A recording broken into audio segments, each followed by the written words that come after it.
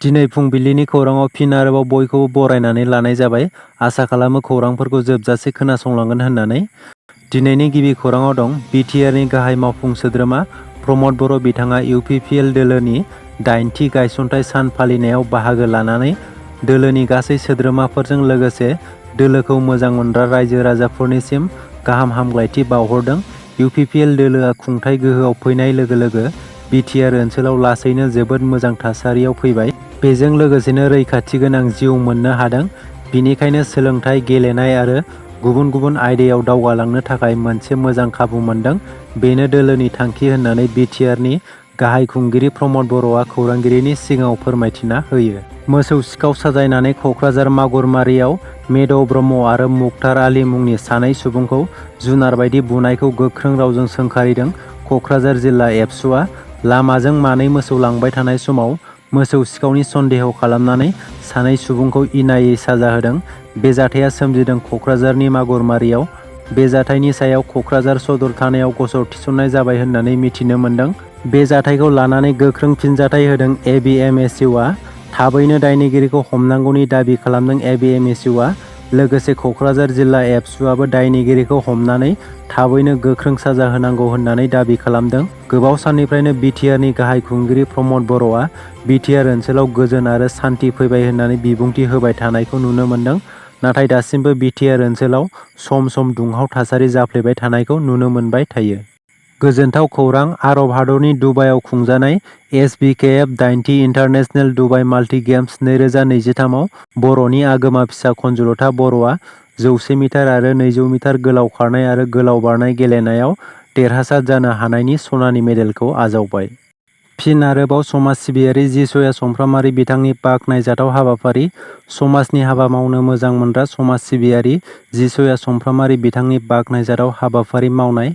फेग्रा मुवा बेसाद बाहायनानै गोबां उन्दै उन्दै गथ'फोरजों लोगोसे मोजां मोजां नखरफोरा सिलिंखार जालांदों। गोरिब थाखोनि सुबुंफोरखौ अननाय आरो हेफाजाब होनायजों समाज सिबिदोंब्लाबो बे खेबाव पुलिसनो गथायनो हादों सासे ड्राग्स फालांगिरिखौ। ड्राग्स फालांगिरिजों लोगोआव मोनफानो हादों माखासे ड्राग्स टेमा, मबाइल आरो गंसे मटर साइकेल। बङाइगाव जिल्लानि बेन्दोंआव थानाय दाखिनामारि गामिनि सासे ड्राग्स फालांगिरिखौ हमनानै पुलिसनो गथायनो हादों समाज सिबियारि जिसया समफ्रामारि आरो बिथांनि मावथि लोगोफोरा।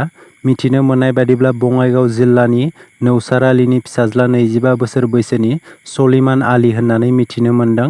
खौरांनिफ्राय मिथिनाय बादिब्ला सलिमान आलीआ बे हाबाखौ मावनानै नैथि खेब हमजाबाय। बेराफारसे समाज सिबियारि जिसया समफ्रामारि आरो बिथांनि लोगोफोरा खौरांनि गेजेरजों फोरमायबावदों दि जोंनि समाजखौ जाय सुबुंफोरा ड्राग्स एबा फेग्रा मुवानि फालांगि खालामनानै गुबुंले खालामो बेफोरबायदि सुबुंफोरखौ माब्लाबाबो निमाहा होनो हानाय नङा।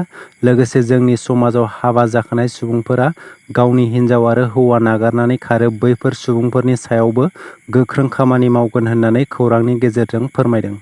132थि डुरान्ड काप बादायलायनायनि गिबि सान एबा 5 आगस्तखालि बड'लेण्ड एफसि आरो राजस्थान इउनाइटेड एफसिनि गेजेराव जानानै थाङो आरो बे गिबि साननि बादायलायनायाव बड'लेण्ड एफसिआ 0 आरो राजस्थान इउनाइटेड एफसिआ 1 गलाव देरहासार जानो हायो। बाक्सानि मुसलपुराव थानाय डक्टर रबि बर' देहा फाहामसालियाव डक्टर गैयैनि रायजो राजाफोरा गोख्रों अजद दैखांदों। बे देहा फाहामसालियाव जेसेबां डक्टर थानो नांगौ नाथाय बे देहा फाहामसालियाव डक्टरानो गैया। मिथिनो मोननाय बायदिब्ला डक्टर रबि बर' देहा फाहामसालियाव गासै 15सा डक्टर थानो नांगौमोन नाथाय बेवहाय गासै 4ल' डक्टर दङ। बेबादि सदर थावनिनि देहा फाहामसालियाव बेबादि डक्टरनि गोनां जायोब्ला बेरामिफोरा बोरै फाहामथाय मोननो हागोन बेखौ गोख्रों रावजों सोंखारिदों।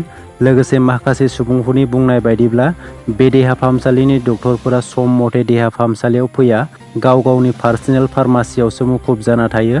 बिटिआरनि गाहाय खुंगिरि प्रमद बर' बिथाङा बिटिआर ओनसोलाव जौगानायनि बाथ्रा बुङो आरो रायजोनि गिबि मन्थ्रि हिमन्त बिश्व शर्मा बिथाङा रायजोनि जौगानायनि बाथ्रा बुङो नाथाय सिङाव हाबनानै नायोब्ला बेबादि जौगानायनि बाथ्रा बुंनाया खुगायावल' होननानै गोख्रों रावजों सोंखारिदों। रायजो सरकारा बबेहायबा मेडिकेल कलेज बानायदों, बबेहायबा मेडिकेलनि क्वार्टार बानायदों बेबादि खामानियावल' सरकारा गोसो होदों। मानोना बैफोर खामानियाव सरकारा माखासे रांखान्थि मुलाम्फा मोननो हायो। नाथाय बैफोर बानायनाय देहा फाहामसालिफोराव जि डक्टर एबा मावथि सोद्रोमाफोरनि गोनांथि दं बैफोरखौ सुफुङाखै। थिग बिब्दिनो डक्टर रबि बर' देहा फाहामसालियाव सोरबा बेरामि सुबुंफोरखौ लांनानै फाहामथाय होनो हागोन होननानै आसा खालामनो हाया होननानै गोख्रों रावजों बुंथिदों। बेनिखायनो रायजो सरकार आरो बिटिआर सरकारनिसिम खावलायहरदोंदि बैफोर जेंनाखौ बुजिनानै डक्टर आरो नार्सफोरनि गोनांथिखौ सुफुंनानै होयो बेनि थाखाय दाबि खालामदों। आसामनि धुबुरी जिल्लानि गौरीपुराव मोब्लिब बिफाननि साख्रि मावग्रा सुबुंखौ गिख्रंथावै गाग्लोबदोंमोन एबा बुदोंमोन। गाग्लोबग्रा हाजिफुर रहमान मुंनि सासे सुबुंखौ हमनाय जाबाय होननानै मिथिनो मोन्दों। दिनैनि खौराङा एसेनोसै। आसा खालामो नोंथांमोना खौरांखौ खोनासंनानै मोजां मोनबाय। गोजोन्थों।